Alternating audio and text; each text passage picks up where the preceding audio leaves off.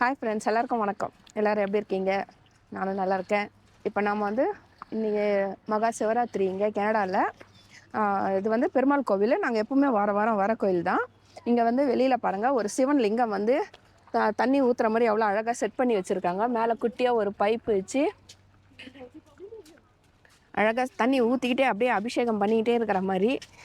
இங்கே ஏற்கனவே ஜில்லுன்னு தான் இருக்குது, இருந்தாலும் அவருக்கு அபிஷேகம் தானே பிடிக்கும் ரொம்ப. இங்கே பாருங்கள், கூட்டம் பாருங்கள், காரெல்லாம் வெளியிலேயே நிற்க வச்சுருக்குறாங்க. சரிங்களா? ஆளுங்க டிராஃபிக் கண்ட்ரோல் பண்ணி விடுறதுக்கு 3 பேர் நின்றுட்டுருக்காங்க. இந்த மாதிரி ஆரஞ்சு கலர் வேஸ்ட் போட்டு ஃபுல்லாக காரு. இது பேக்கில் பார்க்கிங் இருக்குது, அது போதாதுன்ட்டு இங்கேயே நிறுத்துகிறாங்க. ஆப்போசிட்டு அந்த இடத்துல அங்கெல்லாம் நிறுத்துகிறாங்க. என் பையனே அந்த லாஸ்ட்டில் விட்டு வந்தேன். நாங்கள் அவ்வளோ நல்ல வேலை, ஓரளவுக்கு கொஞ்சம் சீக்கிரம் நான் இன்னும் கொஞ்சம் 6 மணிக்கு கிளம்பலான்னு நினச்சேன் வேலைக்கெலாம். உள்ளே வந்துட்டோம். சிவனுக்கு அபிஷேகம் பண்ணுறதுக்கு பால் வாங்கினோம். சரி, சின்ன பால் வாங்கலாம் பார்த்தா இல்லை, இது வாங்கியிருக்கேன். உள்ளே போயிட்டு எப்படி இருக்குன்ட்டு காமிக்கிறேன் வாங்க. நீங்கள் பாருங்கள் எவ்வளோ கூட்டம் வந்துருக்குது மட்டும் பாருங்கள். நான் உள்ளேயும் போய் காமிக்கிறேன். எவ்வளோ லைன் இருக்குதுன்னு தெரியல. இங்கே வாசல்லே ஒரு பிள்ளையர் இருப்பார். எப்பவுமே அவரை கும்பிட்டுட்டு அப்புறமா தான் உள்ளே போவோம். இப்போ உள்ளே வந்தாச்சுங்க. உள்ளே வந்தோடனே 2 லைன் இருக்குது. ஒன்று அங்கே நான் எப்போவுமே பர்மனெண்ட்டாக இருக்க ஒரு சிவன், இந்த சைடு புதுசாக செட் பண்ணி வச்சுருக்காங்க. அதனால் நாங்கள் இப்போ அந்த ஏற்கனவே இருக்கிற அந்த சிவனுக்கு அந்த லைனில் போயிட்டு பால் அபிஷேகம் பண்ணிவிட்டு அதுக்கப்புறமா இது டெம்பரரி. அது நாங்கள் இந்த லைனில் போயிட்டு பால் அவங்களே ஏற்கனவே சின்ன சின்ன சொம்பில் பாதி கொடுத்தாங்க. அதை நான் வாங்கி கொடுத்த கேனு. அந்த கேன்லேருந்து கொஞ்சம் கொஞ்சம், ஏன்னா நாங்கள் வாங்கி கொடுத்த பாலில், அதனால் ஆளுக்கு கொஞ்சம் கொஞ்சம் ஊற்றி கையில் கொடுக்குறாங்க சொம்பில். அது பாருங்கள், அந்த டபராவில் பெரிய டபரா வச்சு ஃபுல்லாக ஊற்றி வச்சுட்டு நான் எல்லாருக்கும் கொடுத்தாங்க. நாங்கள் சொம்பில் எடுத்துன்னு போயிட்டு அவங்கவுங்க அபிஷேகம் பண்ணிக்கலாம் சிவனுக்கு. அபிஷேகம் பண்ணிவிட்டு அப்படியே என் பையனும் பண்ணிட்டு வந்துட்டான் ஃபஸ்ட்டு.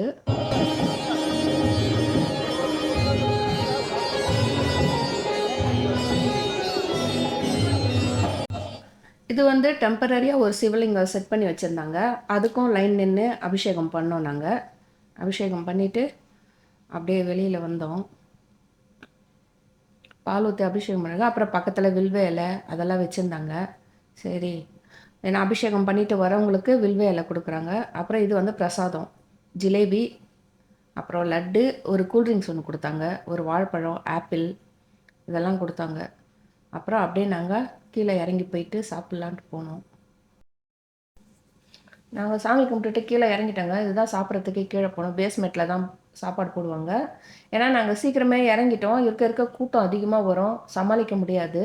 அதனால் சரி சீக்கிரம் போயிட்டு சாப்பிட்டுட்டு கிளம்பலாம். ஏன்னா நாளைக்கு நானும் வேலைக்கு போகணும். அதனால் சீக்கிரம் இறங்கி வந்துட்டேன். அப்படியே கீழே இறங்கி பார்த்தா அவ்வளோ கூட்டம் இருக்குது. கீழேயும் ஜனங்க வந்துகிட்டே இருக்கிறாங்க, சாப்பாடு போட்டுகிட்டே தான் இருக்கிறாங்க. பாருங்க, கீழே சாப்பாடு போடுறாங்க. சாப்பாடு வாங்க தான் வந்திருக்கிறோம். எவ்வளோ ஜனம் இருக்குது. மேலேயே சாமி கும்பிட்றதுல அவ்வளோ ஜனம், இங்கேயும் சாப்பிட்ற இடத்துல இவ்வளோ ஜனம் இருக்குது. தட்டு பாருங்கள், எப்பவுமே நார்மலாக வரும்போது சில்வர் தட்டு இருக்கும். இப்போ எல்லாம் யூஸ் அண்ட் த்ரோ. ஏன்னா இன்றைக்கி கூட்டம் நிறைய வரும்ல, அதனால் அதை வச்சு சமாளிக்க முடியாது. அதனால் யூஸ் அண்ட் த்ரோ தட்டு.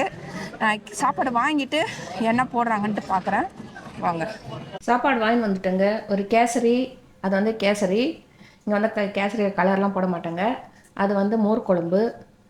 அப்புறம் அது உருளைக்கிழங்கு தொக்கு, சப்பாத்தி. அது உருளைக்கிழங்கு தொக்கு, அது அவங்க பஞ்சாபி முறையில் பண்ணியிருக்காங்க. இது சப்பாத்தி, லட்டு, ஜிலேபி, சாப்பாடு.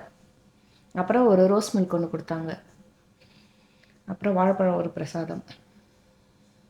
இதுதான் சாப்பாடு. நாங்கள் சாப்பிட்டோங்க. நல்லா இருந்தது சாப்பாடு, சூப்பராக இருந்துச்சு.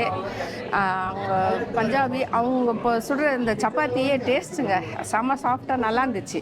இப்போ என் பொண்ணுக்கும் மருமகனுக்கும் வாங்கிட்டு போகிறேன். சரிங்க, இப்போ நான் மேலே வந்துட்டோம். இப்போ நான் உள்ளே சுற்றி காமிக்கிறேன் எவ்வளோ ஜனம் வந்திருக்கேன்னு பாருங்கள்.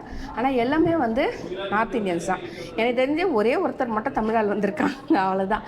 ஃபுல்லாகவே 99% அவங்க தான் இருக்கிறாங்க. எவ்வளோ பேர் வந்திருக்கிறாங்க என்னன்னு பாருங்கள். நாங்கள் சாப்பிட்டு முடிச்சுட்டு மறுபடியும் மேலே உள்ளே பார்த்தோங்க சாமி. அவங்க பஜனைலாம் பாடிட்டு இருந்தாங்க. இது மெயினாக அனுமன் சாலிசா பாடினாங்க. இன்னும் நைட் ஃபுல்லாக பஜனை பாடிட்டு தான் இருப்பாங்க. சரி எங்களுக்கு டைம் ஆயிடுச்சு, அதனால நாங்கள் கிளம்பலாம் அப்படின்னு சொல்லிட்டு சும்மா உள்ள சாமியெல்லாம் ஒரு ரவுண்டு அப்படியே ஒரு வீடியோ எடுத்துகிட்டு வந்துட்டோம். மணி இப்போ 7 ஆயிடுச்சுங்க. நாங்கள் வரும்போது மணி 6. ஆனால் இந்த வாட்டி பரவாயில்ல, நாங்கள் கொஞ்சம் சீக்கிரமாகவே வந்துட்டோம். ஏன்னா கூட்டம் கொஞ்சம் ஓரளவுக்கு இதுவாக இருந்தது. ஆனால் இப்போ வர வர வந்துக்கிட்டே இருக்குது கூட்டம். ஃபுல்லாக நைட் ஃபுல்லாக வந்துக்கிட்டே தான் இருக்கும். நல்ல வேலை நாங்கள் சீக்கிரம் வந்ததுனால கடகடன்னு சாமி கும்பிட்டுட்டு பாலாபிஷேகம்லாம் பண்ணி முடிச்சுட்டு திருப்தியாக சாப்பிட்டோம். திருப்தியாக வீட்டுக்கு எடுத்துகிட்டு போகிறோம். அப்படியே வாங்க இப்போ அப்படியே சிவனை காமிக்கிறேன். இப்போ இருட்டில் எப்படி இருக்குது பாருங்கள்.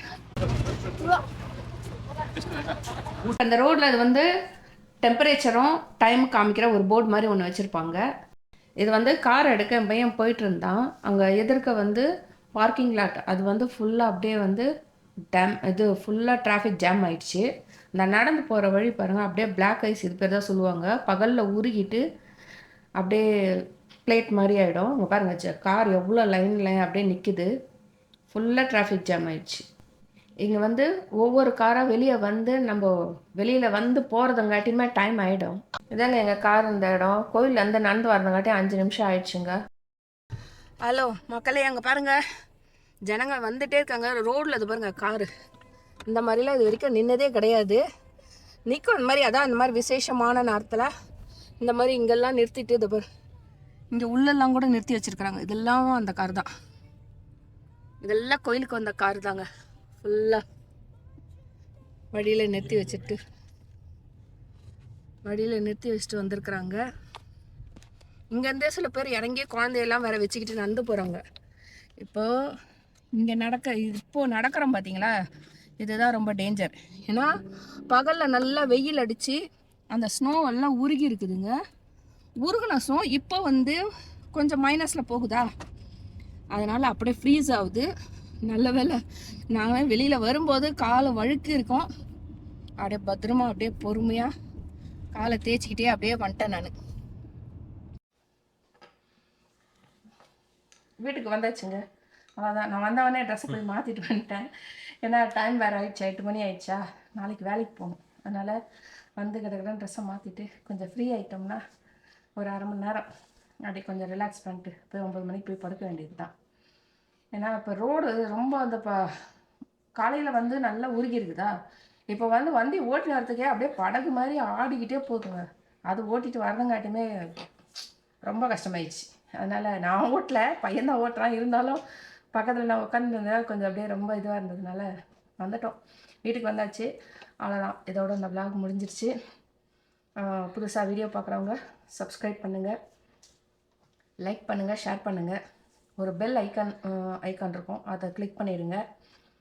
நார்மலாக பார்க்குறவங்க உங்கள் ஃப்ரெண்ட்ஸுங்களுக்கு ஷேர் பண்ணுங்கள். இதுக்கப்புறம் சில வீடியோஸ்லாம் வரும், அதையும் ஷேர் பண்ணுங்கள். தேங்க்யூ, பாய்.